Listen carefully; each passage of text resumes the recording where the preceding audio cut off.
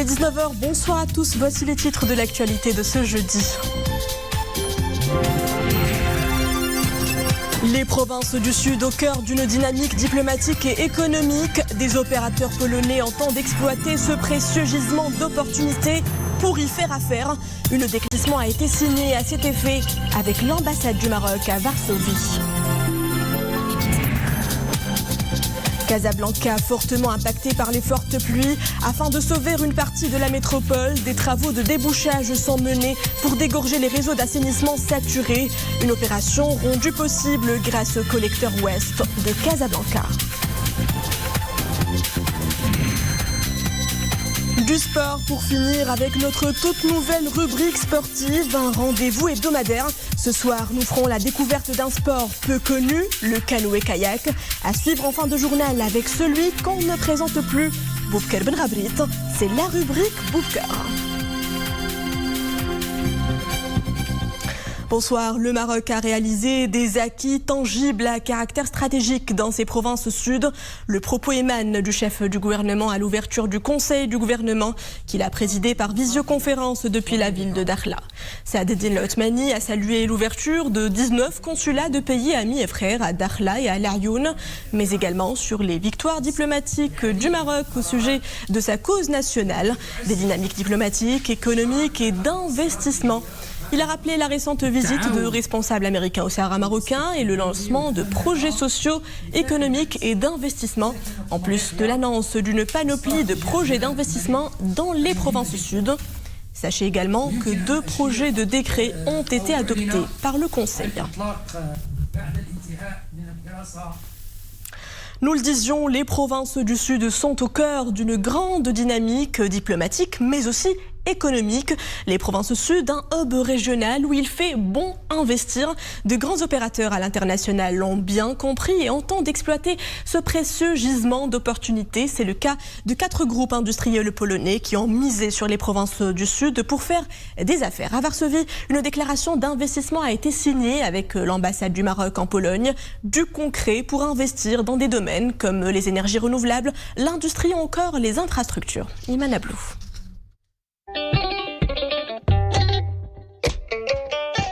Les provinces du Sud, dont le viseur des opérateurs économiques polonais. À Varsovie, des chefs d'entreprise polonaises les plus cotés affichent leur volonté d'investir au Maroc, et plus particulièrement dans les provinces du Sud. Leur motivation, une admiration de la stratégie du royaume pour le développement économique. Lors de cette séance de travail tenue à Varsovie, l'ambassadeur du Maroc en Pologne présente les opportunités d'investissement dans les provinces du Sud. Une région devenue une zone d'investissement par excellence grâce à ses multiples avantages fiscaux et autres atouts géographiques.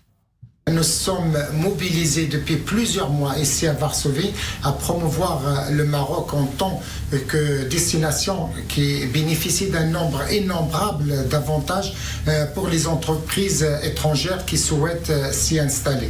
Les représentants des sociétés présents à cette réunion et qui sont issus de différents secteurs, ont unanimement salué le progrès réalisé par le Maroc sous la conduite de Sa Majesté le roi Mohamed VI et m'ont fait part de leur volonté de s'installer au Maroc, mais pas n'importe où. Le dynamisme et le développement des provinces du Sud les intéressent particulièrement. Une déclaration d'investissement est ici signée. Les secteurs de coopération sont multiples. Industrie, infrastructures, travaux et bâtiments publics ou encore énergie renouvelable. Un partage d'expériences win-win, le tout dans une dynamique de développement qui caractérise les provinces du Sud. Une destination attractive pour les investisseurs étrangers qui jouit d'un climat de stabilité et d'un potentiel de premier choix. Nous sommes très heureux de pouvoir assister aujourd'hui à la cérémonie de signature de déclaration d'investissement au Maroc. Je suis honoré de pouvoir assister, monsieur l'ambassadeur, son excellence l'ambassadeur, dans cette démarche de plusieurs mois qui était couronnée aujourd'hui par la signature de cette déclaration d'investissement par 4 sociétés polonaises d'un premier rang dans le domaine industriel. Je suis persuadé que les provinces du sud du Maroc présentent pour les sociétés polonaises présentes sur différents continents vraiment une opportunité formidable de leur développement. En termes de coopération maroco-polonaise, nous sommes fiers que les plus grandes entreprises de notre pays opèrent au Maroc. Nous sommes présents dans le domaine de la production de graisses liquides animales et de solutions alimentaires riches en protéines. Nous opérons aussi à travers une autre compagnie spécialisée dans la fabrication de solutions d'éclairage professionnel. Nous sommes numéro 1 en Pologne et 2 en Europe. Et nous aspirons à explorer davantage des opportunités d'investissement au Maroc et même en Afrique. Et ça promet. Les provinces du Sud constituent une réelle passerelle pour les entreprises polonaises. À cela s'ajoute l'expérience marocaine en termes d'investissement en Afrique qui inspire visiblement les hommes d'affaires de ce pays d'Europe centrale.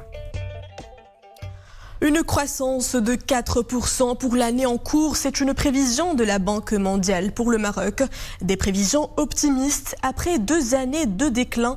Cela reviendrait à une valeur ajoutée agricole en hausse, mais également au lancement du plan de vaccination contre la pandémie du nouveau coronavirus. La tendance sera également haussière pour le tourisme. L'activité devrait se redresser, mais à un rythme plus lent suite aux éventuelles vagues ultérieures de Covid-19.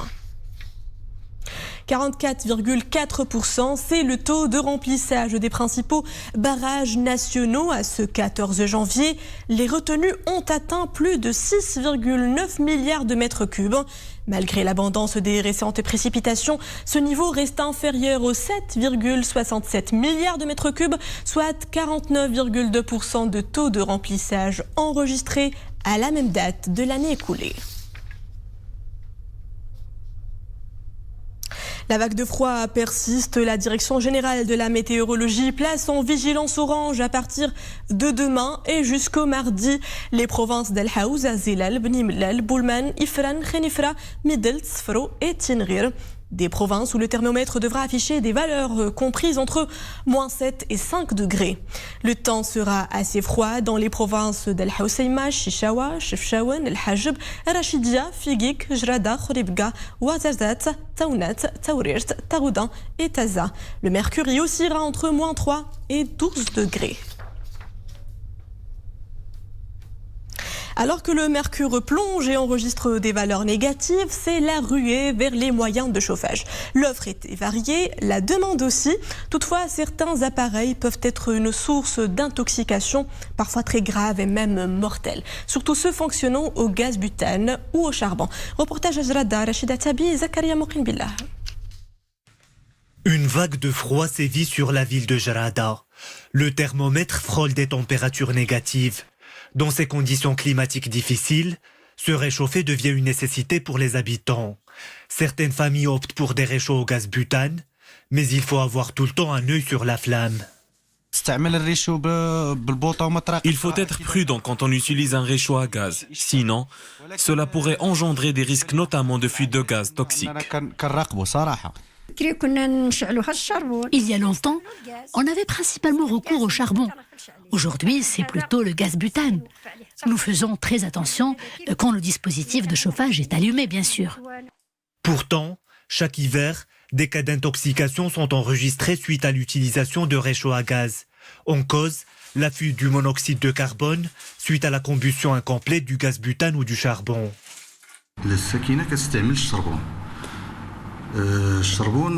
Les gens ont parfois recours au charbon pour se chauffer. Il peut en résulter la diffusion du monoxyde de carbone, qui est un gaz très toxique. Les personnes âgées, les enfants ou les femmes enceintes sont les plus vulnérables. C'est pourquoi les usagers doivent prendre des précautions.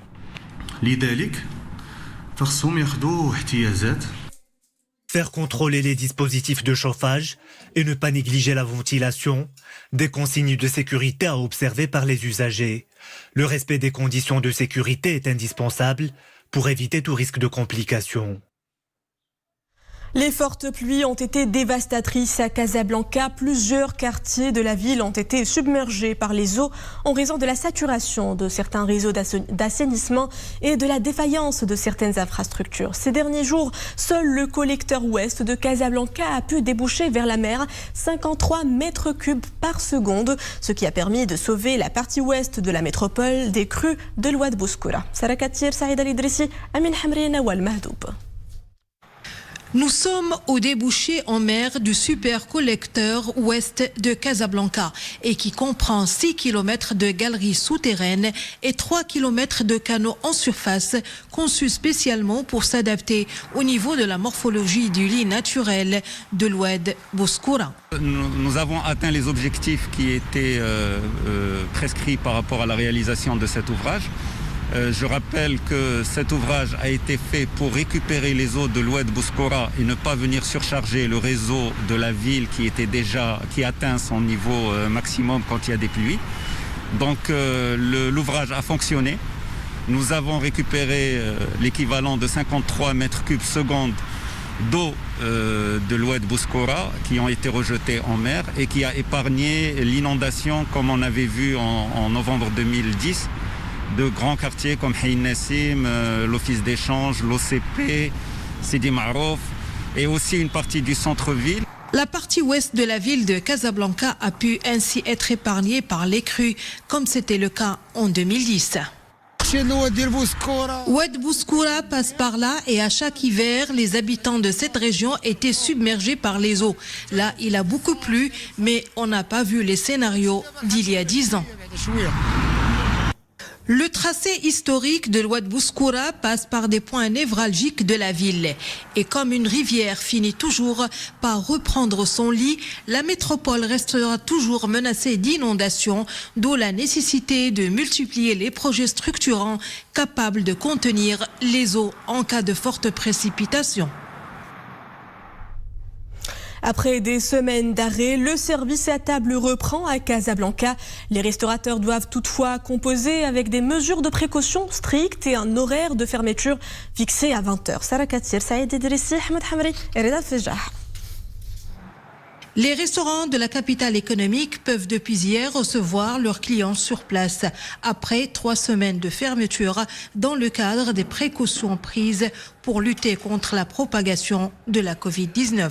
Aujourd'hui, tous les restaurants sont opérationnels, sont aptes et autorisés à réouvrir et à recevoir la clientèle pour une consommation du surplace. C'est une chose très positive. On a fermé quand même 3 semaines, et chose qui n'est pas du tout facile pour nous. Avec nos charges, avec notre personnel, c'est trop difficile. On a beaucoup souffert. Aujourd'hui, on reprend, alhamdoulilah, et on va essayer de se rattraper. On a pris toutes les mesures nécessaires pour les mesures de sanitaires. La distanciation, les produits d'hygiène, les bavettes, tout. La clientèle casablancaise de ces établissements, habituée ces 3 dernières semaines à être livrée chez elle ou dans les bureaux, voit cette réouverture d'un bon œil. Moi, je suis venue avec l'intention de prendre à emporter parce que, c'est ma pause déjeuner. Et j'étais vraiment surprise de la décision. En fait, on vient de m'annoncer qu'on peut manger sur place et ça m'a fait vraiment plaisir parce que ça nous facilite la vie. Le plus important, c'est qu'on respecte les précautions nécessaires pour la pandémie. Durement impacté par la pandémie de la Covid-19, le secteur de la restauration tentera tant bien que mal de rattraper le temps perdu à condition que les mesures d'hygiène anti-Covid-19 soient scrupuleusement respectées. Covid-19, les chiffres des dernières 24 heures, 1279 nouveaux cas recensés, 44 décès et 1889 nouvelles rémissions, soit un taux de létalité de 1,7% et un taux de guérison de 94,5%. Les cas actifs se chiffrent pour leur part à 17 313, alors que les cas sévères ou critiques ont atteint le nombre de 1010, dont 70 placés sous intubation.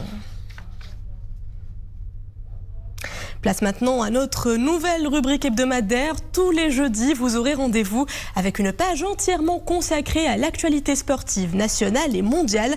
À suivre en second tour des disciplines que nous vous invitons à découvrir, redécouvrir ou peut-être même à tester pour les plus aventuriers. De l'actu, des reportages, mais également de l'insolite, c'est tout de suite dans votre journal.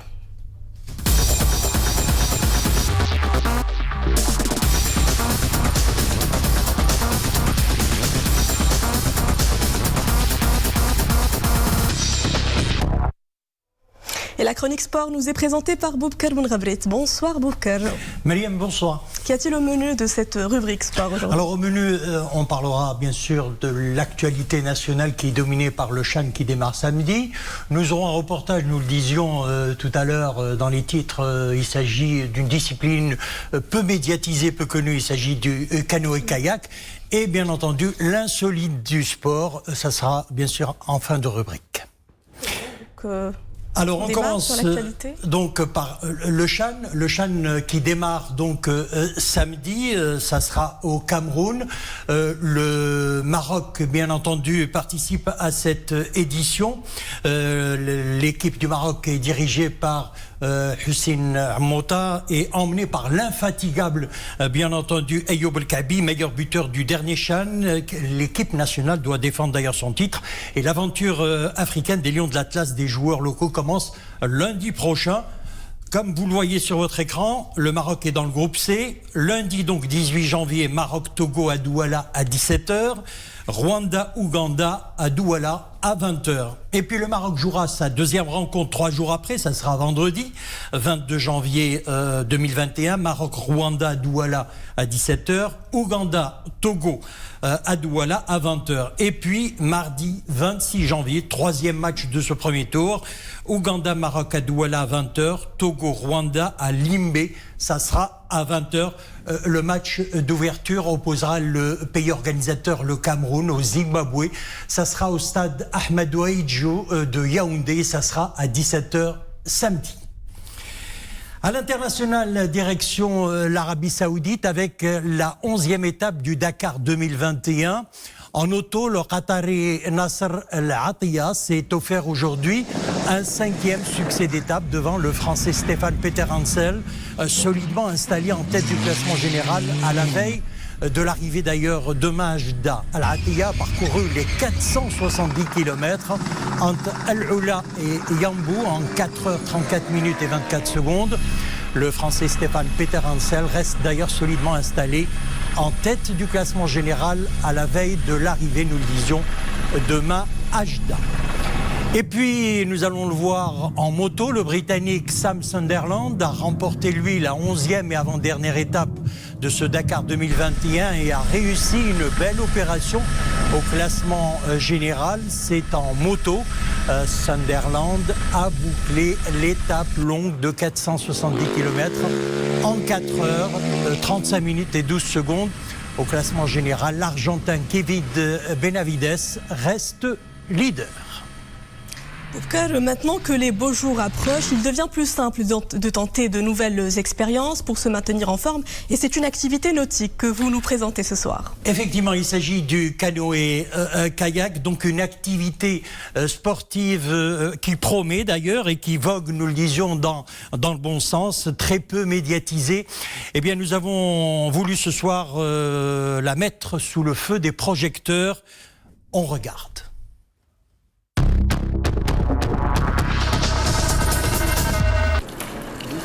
En cette journée, à la marina Bourgreg, le soleil est au rendez-vous. Sur le site, les amoureux du canoë-kayak commencent à arriver. Le canoë-kayak, une activité très physique. Très peu développée au Maroc, elle a tout de même ses adeptes et ses champions.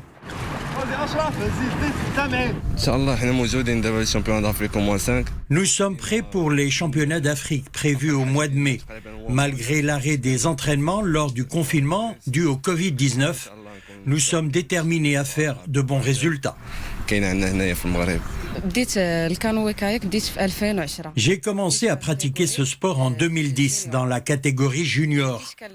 J'ai intégré par la suite l'équipe nationale, j'ai décroché une médaille au championnat d'Afrique, au championnat arabe et je suis classé 3e au championnat d'Afrique dans la catégorie K4. J'ai commencé à pratiquer le kayak, ça fait presque un an. Je l'ai trouvé très très confortable. On a différentes disciplines dans ce domaine. On a le canoë-kayak, la voile, aussi l'aviron. Créée vers le début des années 90, la Fédération royale marocaine de canoë-kayak réunit quelques 1000 adhérents. La fédération, actuellement, elle est composée d'environ 20 clubs actifs. Nous avons un effectif malheureusement qui n'est pas élevé, mais nous sommes aux environs de 1000 athlètes à l'échelon national, ce qui est très, très peu. Bien sûr, nous avons un championnat national de course en ligne, nous avons un championnat national et quand je dis course en ligne, c'est-à-dire le K1, le kayak à une seule place, le K2 à 2 places et le K4. Les compétitions qui sont officielles, entre parenthèses, la Coupe du Trône, les championnats du Maroc, bien sûr. Nous avons aussi le Massira, la fête de la Massira et quelques autres compétitions. Lui, c'est Husni Ben Saïd, père de notre champion Youssef. Il est spécialiste dans la restauration des voitures de collection. Il a décidé de mettre la main à la pâte et commence à fabriquer ses propres bateaux. Je suis un carrossier de la restauration des vieilles voitures. J'ai eu l'idée de me lancer dans la construction des bateaux. Je me suis renseigné comment faire. Ça a marché. Actuellement, nous aidons les différents clubs. Nous leur vendons des canoës made in Morocco à 3 000, 4 000 dirhams au lieu des 30 000, 40 000 dirhams des bateaux importés. 3 000 dirhams, 3 500, 4 000. Ainsi, ces embarcations traversent actuellement les eaux des 4 coins du royaume. La Fédération royale marocaine de canoë-kayak a décidé l'ouverture de 2 autres clubs dans nos provinces sahariennes, notamment à Dakhla. Le canoë-kayak, donc, il en sera question également jeudi prochain. Nous ferons le portrait de notre champion Youssef Ben Saïd. Encore faut-il de la force au bras pour les coups de rame, mais en tout cas la force au bras c'est pas ce qui manque, c'est notre joueur NBA américain et ça fera notre insolite de la semaine. L'insolite bien sûr, des situations qui se produisent d'ailleurs sur les terrains et en dehors de terrain et ce soir les images que nous allons voir, ça se passe dans un terrain de basketball, c'est aux États-Unis, on regarde.